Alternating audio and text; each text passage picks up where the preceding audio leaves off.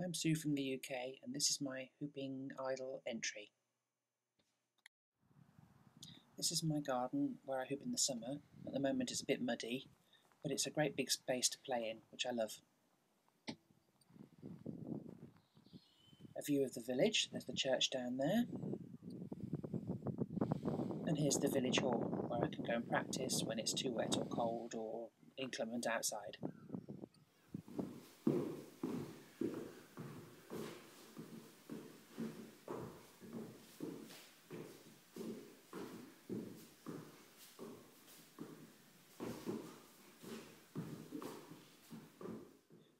Here I am playing with my brand new Sci-Hoop. It came yesterday and I opened it this morning, and this is the first time I've actually used it, so I'm not doing very much with it because it feels very unusual because it's small for me. I started the Leamington Spa Hoop Club so that I could have a few people to hoop with, because I live in the middle of nowhere in a very rural village, a little tiny village in the middle of Northamptonshire. It's very pretty, but there's no hoopers here. Or there wasn't. There are a lot of people with hoops now, but I can't get any of them to actually do any hooping unless I organise them. So I have to hire the village hall, issue notices, invite them, put the music on, probably bribe them with a bottle of wine, and then maybe they'll come out.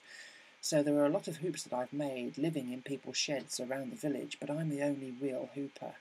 And I found that quite sad, and I was a bit lonely because I was learning everything off YouTube and from DVDs and things, and I wanted some real people to hoop with, so I started the Leamington Hoop Club.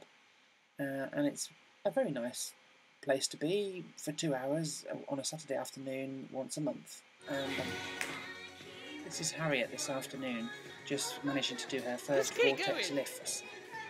It's always such fun when people get it, knowing that you've made them laugh. Okay. I'm a Hoop Girl Levels 1, 2 and 3 trained teacher, but I have chosen not to teach. At the moment, I'm acting under rather a constraint because last week at the Manchester Hoop Congress I inadvertently managed to do the splits by slipping on the floor. I've never done the splits before, it was quite painful, and I have to say that one of my legs is still not really working very well, it's very stiff. And so step-throughs and jumps today at Hoop Club were really not anything I wanted to do, and therefore I didn't do any when I got home either. I think that leg needs a bit longer to recover. I really love hooping. I don't really mind what I look like while I'm doing it, although I'll have a horror whenever I see a video of myself. I just love the feeling of doing it. I've never had any dance training. I've never done anything in the way of movement, so this is the first thing I've ever done that's allowed me to feel like I can actually move to music and make a decent stab at it.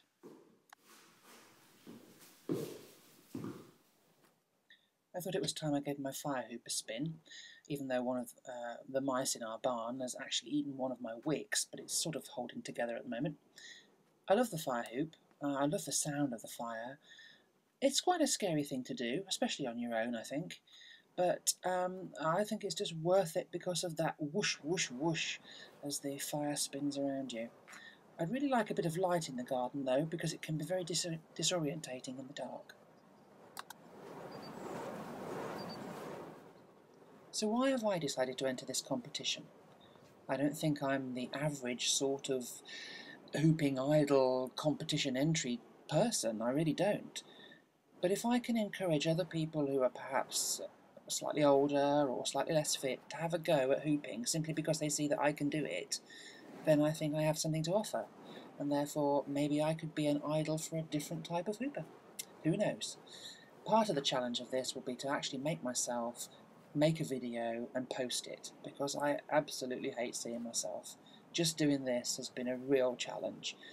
Let's hope I have the courage to actually post it to YouTube shortly.